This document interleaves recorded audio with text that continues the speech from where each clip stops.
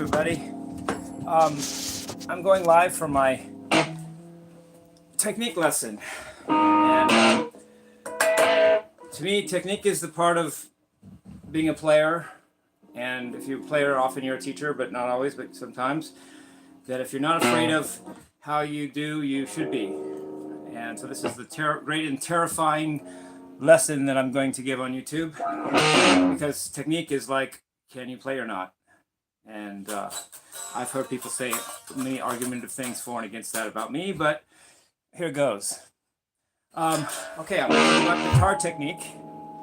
I did not make this, I did not plan ahead on what I'm going to talk about or any of that. This is all spontaneous and just how I go with the flow. First, I want to say that I think that I'm not calling myself a great guitarist, so let's just use the word unique. I think every unique guitarist has a backstory of a struggle they had to overcome for technique. And it's interesting to know which is, and I just discovered what mine is today. Paul Gilbert's was the fact that his first teacher told him to only use upstrokes and only use his middle finger on his left hand. So he started out playing like this. And he had to overcome that. Steve Vai was a great follower of Frank Zappa, who would pick really close to the neck. So Steve Vai's problem was he was raised picking really close to the neck like this, really far away from the bridge. And when he realized that didn't work, he had to start all over and learn how to play with his hand on the bridge, by the bridge. So that hurt him, and it was his little struggle. I didn't know I had one until like today, and I thought about the fact that when I do acoustic videos or play acoustic guitar, I often hear people say I'm better at that than electric. I thought, why is that? Because it's definitely a problem, because I'm not an acoustic player, but what is the source of that? And to me, a problem identified as a problem half solved, and I finally figured it out, I think. I was only given I was only allowed to play with my dad when I was 15. I wanted to play when I was 11, and then I wanted to play when I was 13, and he didn't let me play till I was 15. And then for the first year, I didn't even own an electric guitar. I had to play an acoustic or acoustics for 1 year till I was 16 before I ever even owned an electric guitar. So somehow or another that got screwed up in my brain, where somehow when I get an acoustic, I'm like, yeah, I want to get electric, and then that's not a good thing. So, but I've identified it now, and I have not played since knowing this. So this is my first time playing since knowing that, and what I'm going to try to do is play it in my head. I'm going to pretend like either pretend I'm playing as though it were an acoustic, or at least play electric with the attitude that I know I have when I play acoustic, and see if it comes out better. Because Eddie Van Halen's were natural on electric, and I think I have. And it's not a general problem, because a guitar is a guitar. It's a specific problem, because I just need to play electric like I play acoustic. Well, that's a lot different than I'm a bass player, but I don't play bass. I need to play bass like I play guitar. That's a more fundamental problem. But at least for me, it's guitar. I just have to fine tune it. So let me just pretend like I'm playing an acoustic, but I'm actually playing an electric. And see if that helps me out. In this video and from here on. So that's my little hiccup. I'm just throwing that out there, that if Jimmie Wiseman has the hiccup about his guitar playing, is that he wasn't allowed to play an electric until after he played an acoustic for a year. Okay. Guitar is a guitar. So anyway, purely technique here. Let me just think about this. I'm going to start. Now this is a good choice. What do I start with? What area of technique? I'm going to start with what you can do what you can do first. You can pick, but you can't only pick and make music. You can fret, but you can fret and pick, but you can also fret and make music without picking. So picking is more fundamental to me in that way. So I'm going to start with fretting. If I do picking first, well, you can't play unless you fret. So let's just do fretting, because you can fret without picking. Okay, good enough. So let's talk about fretting. That means playing with the left hand. Now, there's several issues with fretting, and the first one that strikes me is how many fingers do you use, and which ones do you use? How many fingers are you going to use in your active playing? And my answer to that is 4, and maybe even 5, because the thumb can be used too. Don't leave any finger of your left hand out when it comes to fretting. Do not be. I'm not telling people what to do, but don't be a 3-finger. I use a little finger there. That wasn't a good example. A 3-finger, 2-note per string player. It won't work in the modern world unless you're very specifically a blues player, and you don't want to go beyond that, and you won't go beyond that. How about that? And on top of that, a lot of scales aren't. two-note per string scales, which you theoretically you could play without your pinky. But first of all, my adoptive Uncle Ernie said you should play with your little pinky. Eric Johnson, let's say do Eric Johnson. Yeah, Eric Johnson said that playing with the pinky is a different vibe than any of the other fingers. I'm going to go to his example in a minute about that. If you didn't have a little finger, you couldn't play the same vibe, even if you could play all the same notes you're playing with a little finger. It just wouldn't work. And I'm going to show an example of that later. Eddie Van Halen said that the little finger is a mental thing. And that's very clever of him to say that, because he doesn't usually think a lot, but he thought enough to say that. I'm not against him. Eddie's great. But to say that it's a mental thing, the little finger, it's not physically you can't use it. It's getting your head around that you are allowing yourself to use it, and you agree you are good enough to use it. To me, you can only be as good as your worst finger. You can only be as fast as your slowest finger. You can only be as smart as your dumbest finger. So if you're going to use your pinky, make up your mind to do that. If you do, then realize you're never going to be better than you are with your pinky alone, because other fingers will have to slow down for the pinky or dumb down for the pinky. So get your pinky up to par. That's easier said than done. But it's a mental thing, according to Eddie. Maybe just think about it or practice it until it becomes natural. And one of my mentors, Chris Chapman, would say to me, when you make a breakthrough in practicing, it's not when you're trying any harder. It's just when it happens to come to you. You're doing the same thing you always do every day, and it just comes to you when it wants to. So there's that. Okay, so let's talk about finger technique for picking, because there's other techniques besides, not picking, fingering, in other words, fingering for the left hand, as opposed to bending and all that, which is also very important. I just haven't got to that yet. Just fretting. Now, there's mainly two types of scales in tonal music, is the pentatonics, which are 2 notes per string, generally, but not always, and diatonics, which are 3 notes per string, generally, but not always. So you're usually, a lot of times with your left hand, you're going to be playing either 2 note per strings patterns or 3 notes per string patterns. And I'm going to more focus on 3 note per strings because they happen to be diatonic scales, which are more useful and important and resourceful for music than 2 notes per string scales, which are more mainly pentatonic. But that's just that, it could still apply. So for 3 note per string scales, you've got 4 fingers for 3 notes per string. That's what I'm trying to get the gist of. So you usually, if you're playing a position, or even if you're going linearly, because a lot of times linearly you're still doing it as if you're positional. You're changing positions as you go. You don't really get 10 fingers just because you're only on one string. You get the same amount of fingers. You just shift in position but stay on one string. So it's still essentially 3 note per string type things. You're just doing it up and down instead of crossing strings. Get that? So mostly it's 3 note per string patterns is what I'm trying to say. There's 2 notes and there's 4 notes, and Alan Holmes does 4 notes. Blues players do 2 notes, but let's just mainly just talk about 3 note string patterns. Okay. So basically you have one finger not to use because you have 4 fingers and 3 notes per string. Which finger do you not use? Usually you don't not use your first finger. That's not necessarily true. You could play with just the second and third fingers, but it would mainly be just to show off how good you are at that rather than trying to make music with it. So let's just assume most of the time you're playing with your first finger. Okay. The question is, which of the other 3 do you eliminate? For that particular string or that lick, and you can eliminate either one of them. If you eliminate them, sometimes you do play with the first 3 fingers, just not always. So let's say you're playing. You can leave out the pinky and play with the fingers 1, 2, and 3. Or more importantly and interestingly, you can leave out either the second or the third finger and play with the pinky and the first finger. That's what most people do. At least that's what I do. And most of the time, it's the choice between finger 1, 2, and 4, and 1, 3, and 4. So you're either eliminating finger 3 or finger 2. I'm not trying to flip you off, anybody.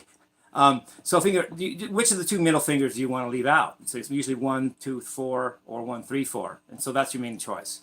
So it's not that hard. It's just math. Don't always leave one out only. Don't leave. Just go back and and it depends on the shape of the lick. If it's whole half, it's going to be mostly the middle finger left out. If it's half whole, it's mostly the third finger left out. And if it's whole, it's either one. So here's some examples of that. I'm not trying to show off, but you want to see me play. Here's a Dorian pattern in B. So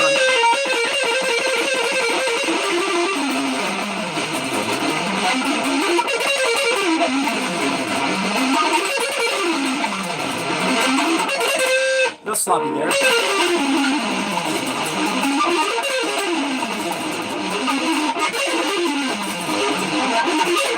To get the point, for the whole half pattern, it's usually the first finger, third finger, and fourth finger. And for the for the whole half whole pattern, it's usually the first finger and the second finger and the fourth finger. And then for the whole pattern, it's either one, and I usually choose first, second, and fourth, though it's often not always that true.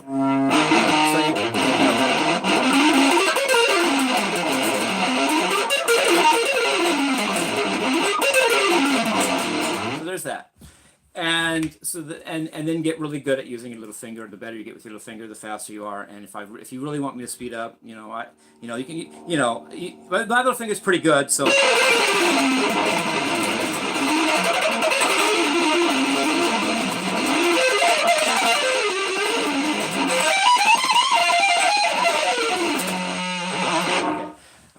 in other words, I've played and thought about it enough that my little finger's pretty good, and I can usually use it. Now, the next step in playing with the left hand is bending and string stretching. Usually, string stretching, it means just stretching to a note directly, whereas, I should say, string bending and vibrato. String bending is just stretching to a note. Vibrato is shaking the pitch either there or in the original position. And you can even use the whammy bar for that, too. So I don't want to go, any of these little subtopics could make a 10-hour lesson. I'm just trying to be thorough and get it all in one lesson. So the trick with vibrato for me was to get rid of the thought it had to be with my fingers. There's not enough vibrato there. You have to use your whole wrist and your thumb, and use your thumb as the fulcrum. I'm not trying to make a funny sign here. Like Clapton, he talked about this. He used the whole wide vibrato. Clapton wasn't bending with just his fingers like this. He was bending with his whole hand. And when I got that, that's when I figured out that's when I got vibrato. And interestingly enough, I actually felt bluesy, which affected my mood. Actually, I felt like a little tinge of bluesiness for like 3 months after I learned how to vibrato. Like I wasn't, I was like, oh my God. Well, because I was in the blues mode.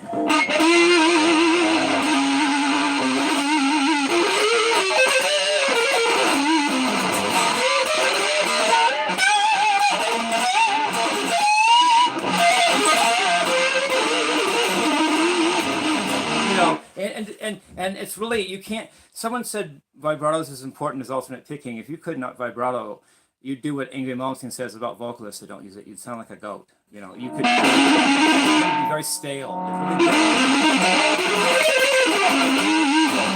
And that's even if you're playing fast. Who says you have to play slow to do vibrato?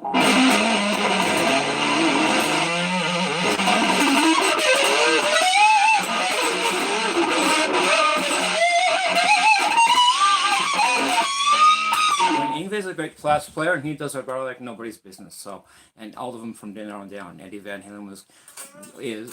I see. I can't even believe he's gone. See that? Vibrato. He was fast, but he also had great vibrato. So there's that. Vibrato also with the whammy bar. Now I got to do that now. Whammy bar technique is good for vibrato, of course. There's many techniques. There's the dive bomb. There's a scoop. We go up with it. A bit cleaner here.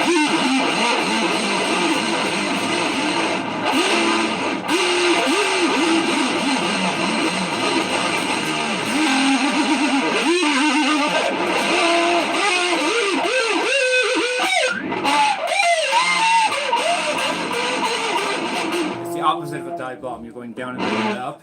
Then there's the slide, the lizard down the throat, sliding up and going down, sliding down and going up.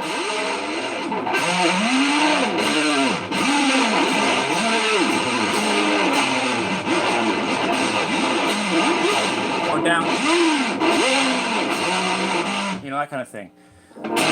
So, vibrato is very, very, very cool. Very cool thing. Okay, that's left hand. And there's some right hand in vibrato. I don't do the left hand vibrato like Joe Satriani because his bridges are made for that. If you don't, I don't know why, but if you do that with the regular guitar, you snap strings like left and right. And I don't know why, but you just do. So I don't do this like the Satriani, so I'm not going to show that.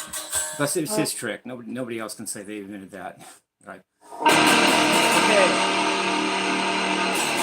Now, I could go to tapping right now, but that sounds like I'm getting too much into fretting and not into picking. So let's go to picking now. Ooh, picking.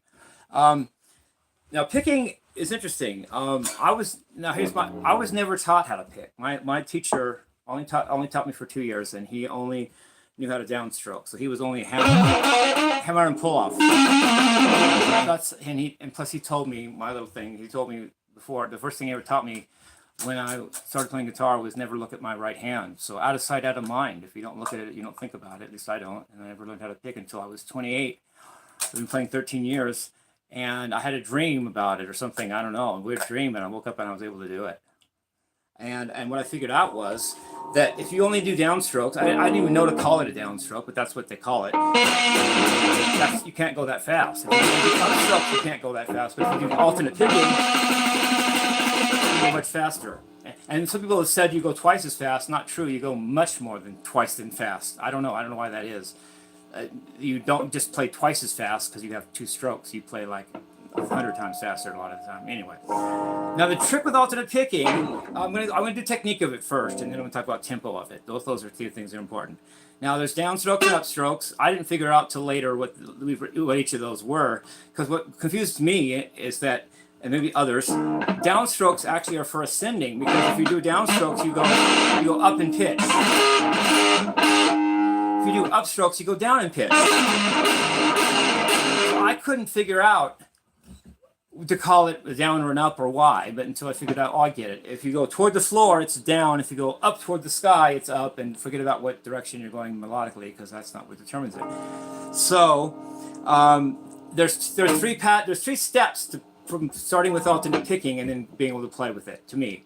First is be able to alternate pick. So be able to go. Secondly, be able to follow it with your left hand. And then thirdly, be able to go from string to string.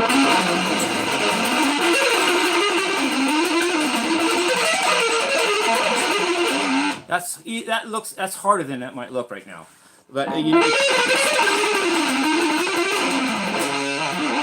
okay, and then there's those little tricks about, now, how do you cross strings? Do you have to keep up, going down, up, or can you just slide however it's more comfortable? I'm not gonna get too into that, because I just do whatever feels right. If I limit myself by what I'm allowed to do, then it's gonna only limit my playing. If I tell myself I can do whatever I need to do, then it's going to give me wide range. So I don't worry about it. If I go down,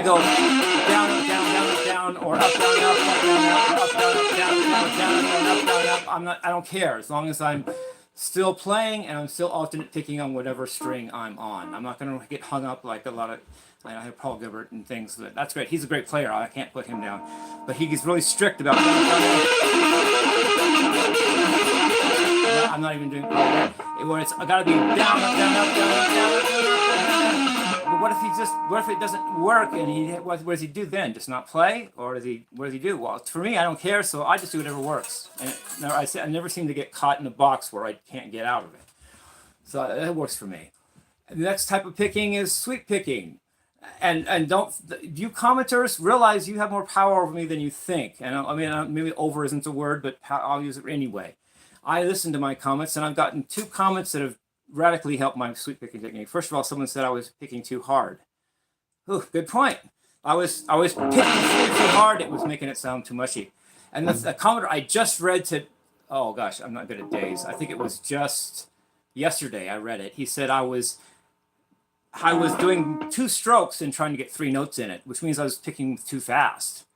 And don't do that. And I learned that from him, from that commenter. In other words, don't go picking don't sweep so fast that you don't do enough strokes to make it feel like you're playing all the notes in between. And I learned that from him. So let me show you what I learned from him.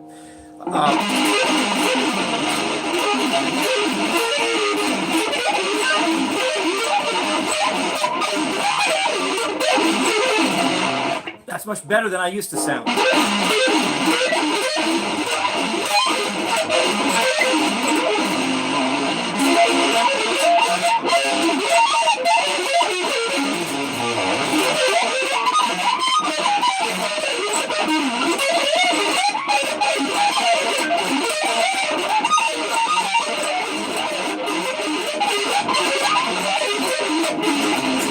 Actually, he might have thought he was helping me, or he might have thought he was being rude, but whatever he did, he saved my sleeping. So thank you, dude, whoever that was.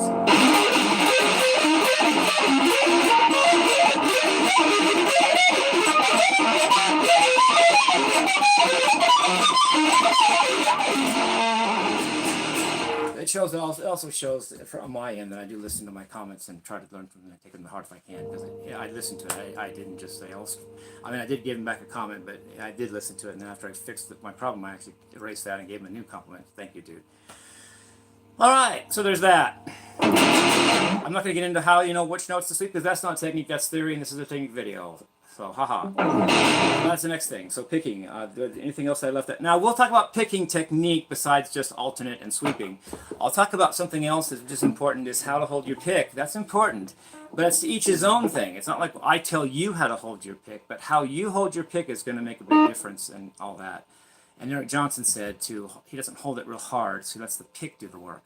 He doesn't grab it and go for dear life. He lets it loose and lets the pick work. Yeah, I'm already playing better just thinking of that, aren't I?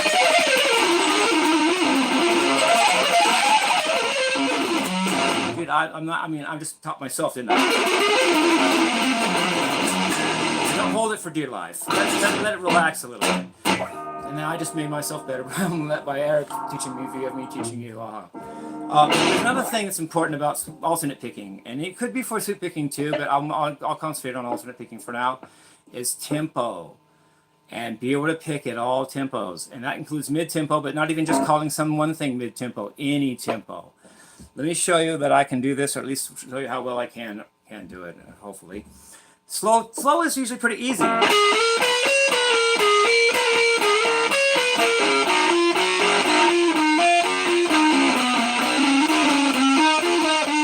As you speed up, it gets harder without going too fast.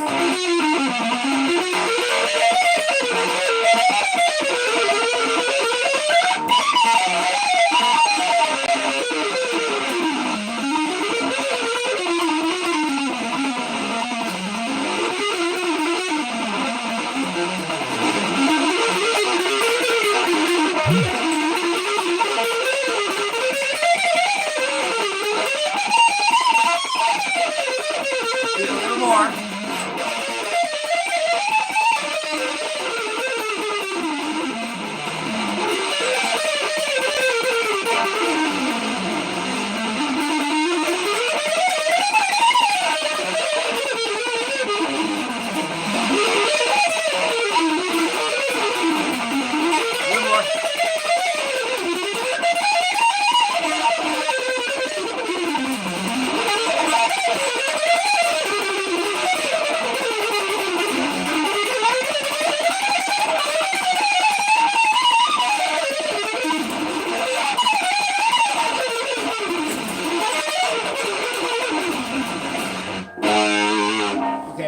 That is so much harder than it might sound to do, because you have to control, some of the tempos in the middle of the range are so you can hear every detail of what you play wrong. And if you're not really sure what you're doing, you're going to play wrong, and everyone's going to hear that. When you play so fast, it doesn't matter. You can only get away with a lot, but if you don't, people won't hear it as much. But mid-tempo,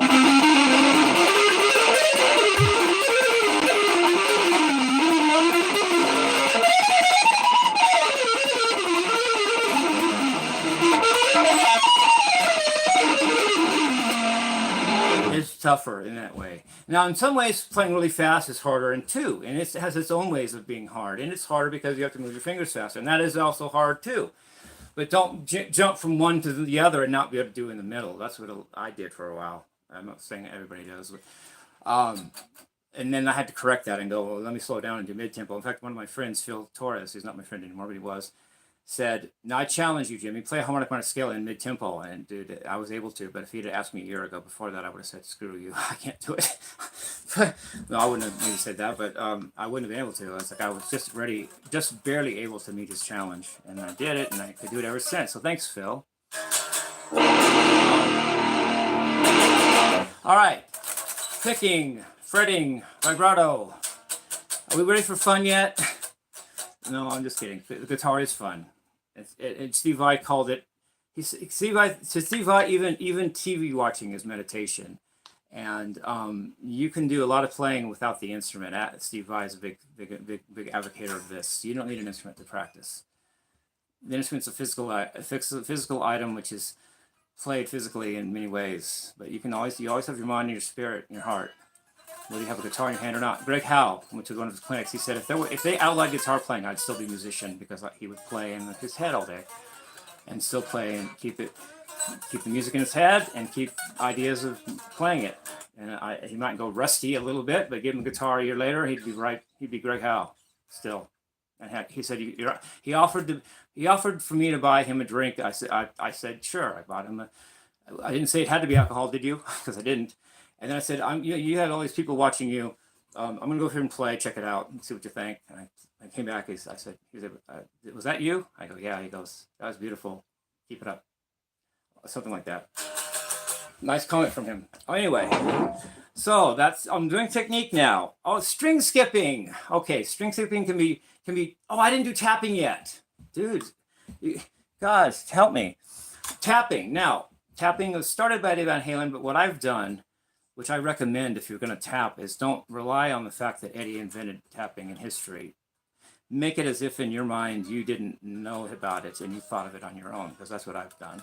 And it becomes personal to you. And in history says Eddie invented it, but if you invented it in your head, or at least you can visualize you having invented it, if you either you invented it by really owning it now, or you would have invented it if you were the right place and time in history, then it becomes more your technique than just I'm playing Eddie's technique. Because I don't want to be nobody wants to be a ripoff, I don't think. So just get to the point where you think, I got that, I could have done that. And I've done that. The next question is, how many fingers and which fingers to use? Well, since I pick with my first and second finger, my thumb and first finger, I have two choices. I can either pick with the second and third finger and hold the pick, or I can move the pick to the middle finger and tap with the first finger, or a third option even, as I could do what Eddie Van Halen did, which he tapped with his first finger. He gets to do that because he invented it. He gets to do that, but anyone else would not get away with it, I don't think, because it makes it hard to pick with your middle finger and your thumb. And you'd be so much imitating Eddie that people would laugh you off the stage. So don't do Eddie. Eddie was Eddie. Don't get over it. So first finger and thumb, hold the pick. You can either tap with I don't tap with my pinky. Why bother? But I do tap with these two fingers. It's called multi-tapping if you use more than one finger. But I don't do the Paul Gilbert thing.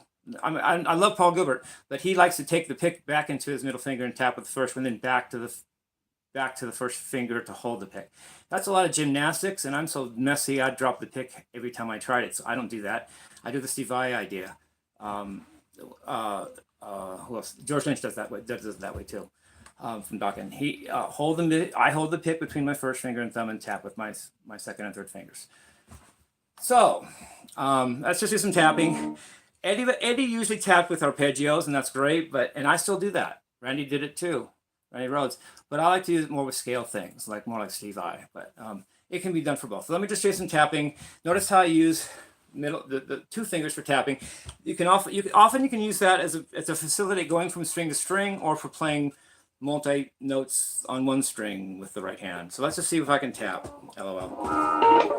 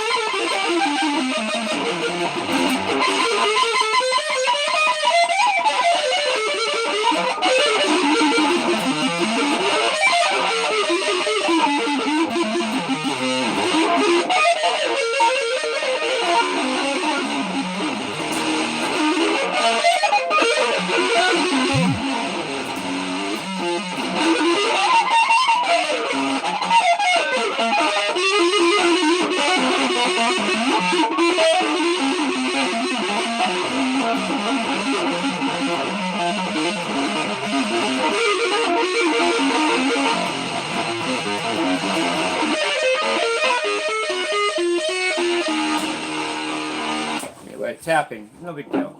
Then there's legato, where you don't even need pick or tap. That's cool too.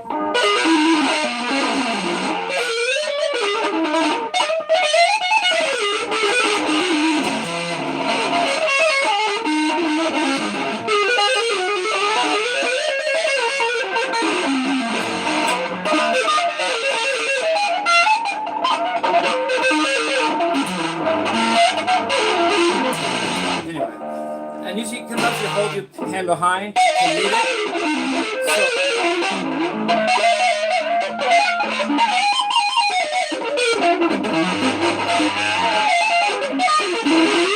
So it not only mutes the strings, it holds them lower to the fretboard so they're easy to tap or easy to hammer on.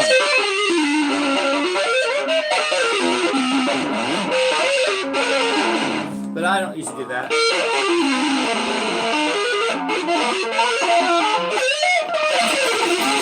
So yeah, so I did tapping, legato technique, string. Oh, and no, there's string skipping, dude. Why did it have to be so many elements? String skipping. Let's say you can tap in string skip or alternate pick in string skip. So let's do picking and string skipping first. So it's just go from string to string. Instead of going from one string to the next, you go from one string and skip 1, 2, 3, or 4 strings. So let's just try that.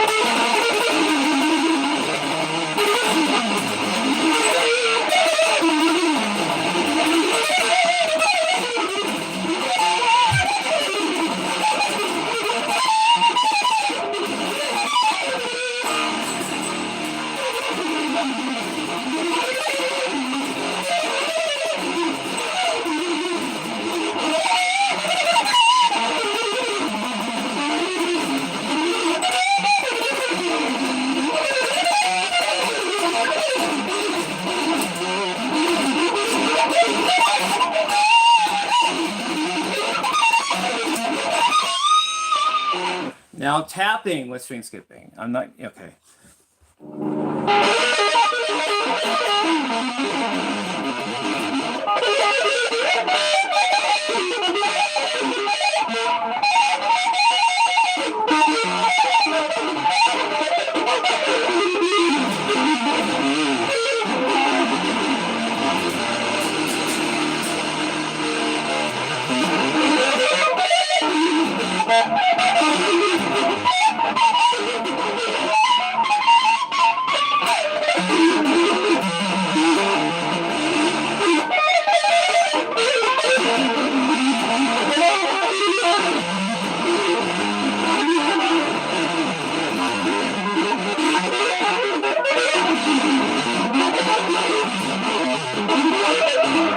Anyway, yeah, those are all things you want to do. So now I'm going to get into fun stuff, a little bit at least. Let's do harmonics, which are natural and artificial, or pinch harmonics, and then slide. Fun. Okay, first of all, let's do natural harmonics. The trick is there's more than people think, at least more than I used to think. You got 12th fret, 9th fret, 7th, 5th, 4th. You also have 3 plus, 2 plus plus, 2 plus. You got 3 harmonics that are higher than just the 4th fret harmonic. You have 5th, 4th.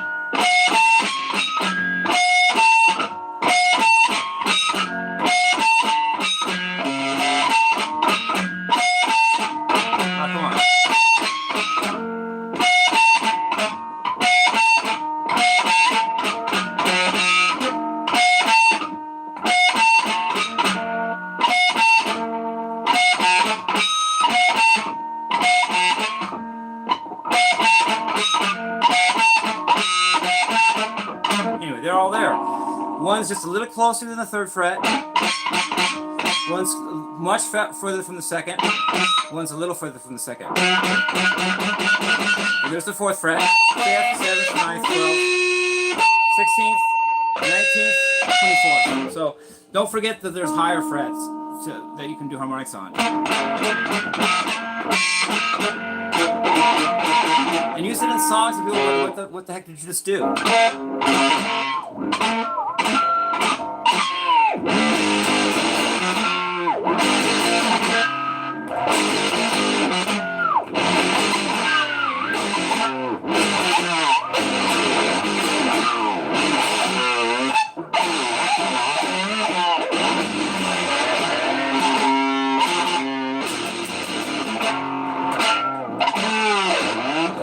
They're there though. A lot of players don't use them, but they're there.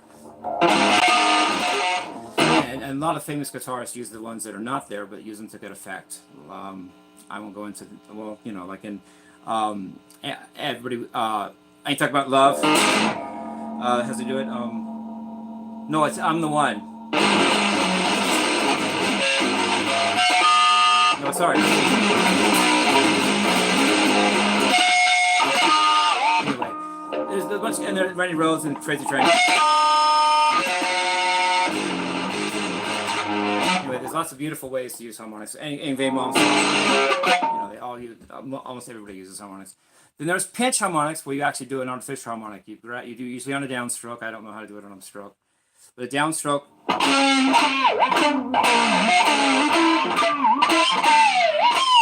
And things good. Zach Wild's good at doing it on the lower strings, so he can go.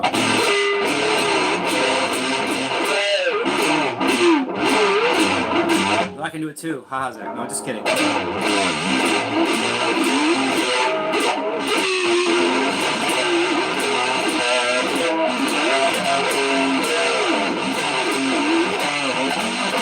Anyway, yeah, those are good to do.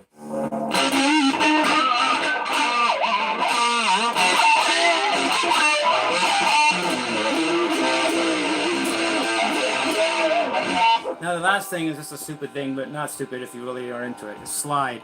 I don't have a slide, but I've got a battery, and you can use the same thing.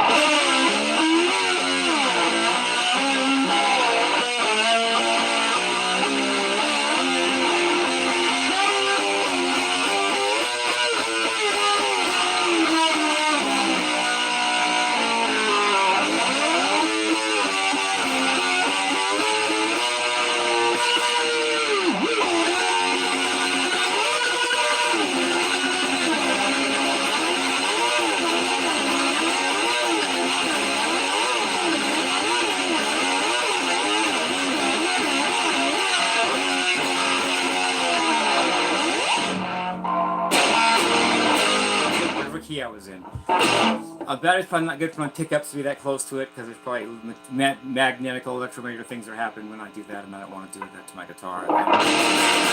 It's just in my head, but I don't want to screw my electronics up. So batteries have electrical and magnetic charge in them, and I don't usually do that. But just for fun, at the end of the video, I thought I would throw that in there. Really, if you want to do slide, buy a $10 slide, and rather than use a battery. Okay. I love you guys. I could do right now. I could show some more techniques, but you all watch my videos, and what's the big deal? You already know what, why spend your time right here? So I love you guys. Rock and roll. Have a good night, guys. Love you.